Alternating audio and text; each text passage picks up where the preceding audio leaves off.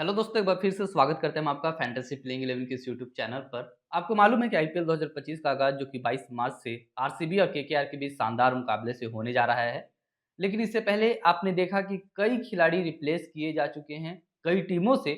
ऐसे में ये मामला तूल पकड़ा हुआ है और लोग जानना चाहते हैं कि रिप्लेसमेंट का रूल क्या है, रिप्लेसमेंट का नियम क्या है, बीसीसीआई क्या कहता है, इसके पीछे के पूरा बैकग्राउंड क्या है। तो आज की इस वीडियो में हम आपको यही बताएँगे कि आखिर कौन-सी स्थिति में आप किस खिलाड़ी को कैसे रिप्लेस कर सकते हैं।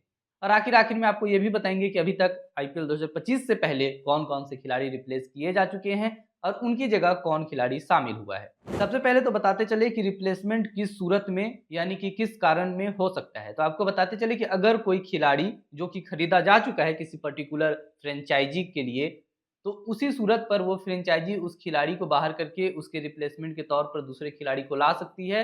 जब वो खिलाड़ी चोटिल हो और चोट इतनी हो या फिर इलनेस इतनी हो कि वह खिलाड़ी पूरे सीज़न के लिए अवेलेबल ना हो, तभी आप खिलाड़ी को रिप्लेस कर सकते हैं। वरना अगर वैसी चोट है कि हाफ सीज़न में ही वो खिलाड़ी वापस आ सकता है, उस सूरत में फिर आप रिप्लेस नहीं कर सकते। अब चूँकि नियम ये भी है, रूल ये भी है कि बीच में भी अगर कोई खिलाड़ी चोटिल हो जाता है और चोट इतनी हो कि वह पूरे सीज़न में इसके बाद से खेलने के लिए अवेलेबल नहीं होगा, तो भी आप रिप्लेस कर सकते हैं। लेकिन पहले से अब थोड़ा इसमें बदलाव हुआ है।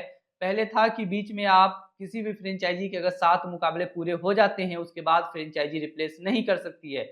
बावजूद इसके कि अगर कोई खिलाड़ी चोटिल हो जाए 7वें मुकाबले के बाद यानी कि 8वें मुकाबले से। लेकिन अब इसमें बदलाव हुआ है, 12 मुकाबले तक अगर कोई फ्रेंचाइज़ी खेल चुकी है, फिर भी रिप्लेसमेंट हो सकता है। यानी कि 13वें मुकाबले से अगर कोई खिलाड़ी चोटिल होता है, तब उस सूरत में रिप्लेस नहीं होगा। अब तीसरा जो सबसे इम्पोर्टेंट है, रजिस्टर्ड प्लेयर अवेलेबल पूल आरएपीपी।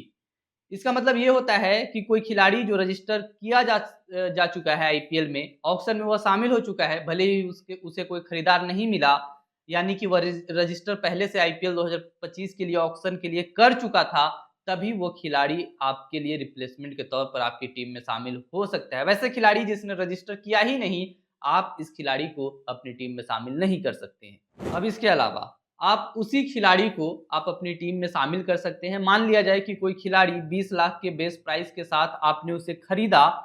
अब जो है सो आप जिस खिलाड़ी को उसके रिप्लेसमेंट के तौर पर शामिल करना चाहते हैं, उसका भी बेस प्राइस 20 लाख ही होना चाहिए। यानी कि 1 करोड़ या उससे ज़्यादा 20 लाख से कम बेस प्राइस हो सकता है, 20 लाख से ज़्यादा नहीं हो सकता है। मान लिया जाए कोई खिलाड़ी का बेस प्राइस 1 करोड़ है, वो इंजर्ड हो गया है, ऐसे में आप उस खिलाड़ी के रिप्लेसमेंट के तौर पर जिस खिलाड़ी को भी लाएँगे 1 करोड़ या 1 करोड़ से कम बेस प्राइस वाला ही खिलाड़ी होना चाहिए, वरना आप उसे रिप्लेसमेंट के तौर पर शामिल नहीं कर सकते हैं। इसके अलावा अगर बीच टूर्नामेंट में किसी खिलाड़ी को आपको रिप्लेस करना है, तो नियम ये है कि बीसीसीआई का जो अधिकारी ऑफिशियल डॉक्टर होगा, वो देखेगा उस प्लेयर को और फिर जब वो डॉक्टर सैटिस्फाई करता है कि हाँ, ये खिलाड़ी पूरे टूर्नामेंट के लिए बाहर हो सकता है क्योंकि इंजरी इतनी है कि बीच में वापसी की कोई संभावना नहीं है।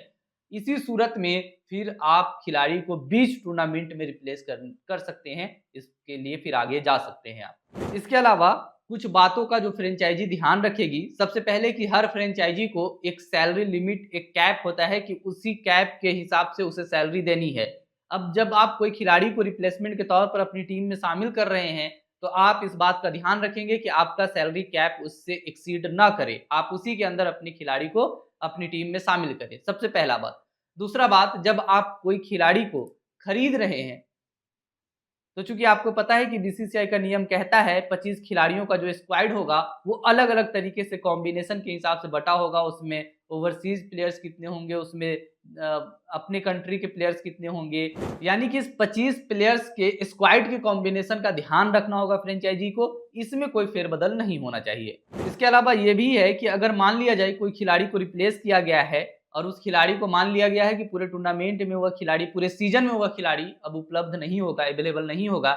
ऐसे में अगर किसी सूरत-ए-हाल में अगर वह खिलाड़ी फिर से ठीक हो जाता है, रिकवर कर लेता है, तो फिर से वापस आपकी टीम में वह नहीं आ सकता है। तो उम्मीद है दोस्तों हमने आपको बताया कि कैसे कोई भी खिलाड़ी आईपीएल 2025 में रिप्लेसमेंट का उपयोग करके कोई भी फ्रेंचाइज़ी अपनी टीम में खिलाड़ियों को जोड़ सकती है, उसे बाहर कर सकती है।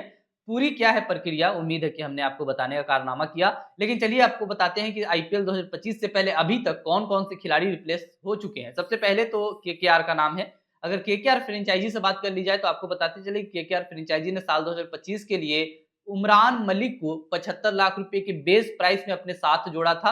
हालांकि उमरान मलिक अब चोटिल हैं, पूरे सीजन में इस आईपीएल 2025 में आपको खेलते हुए दिखाई नहीं देंगे।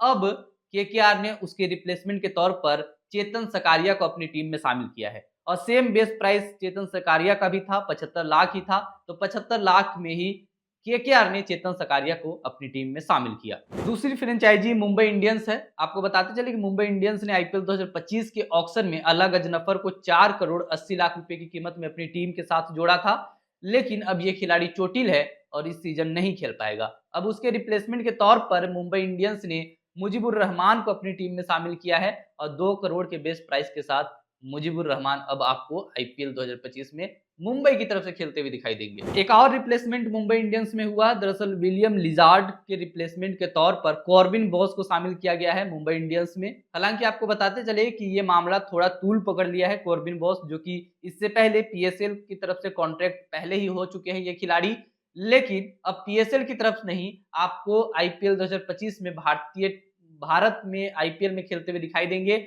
क्योंकि ये एक बड़ा मामला बन चुका है, कॉन्ट्रैक्ट हो चुका है इस खिलाड़ी का पीएसएल में, तो पीएसएल ने भी अब इस पर एक लीगल नोटिस डाल दिया है।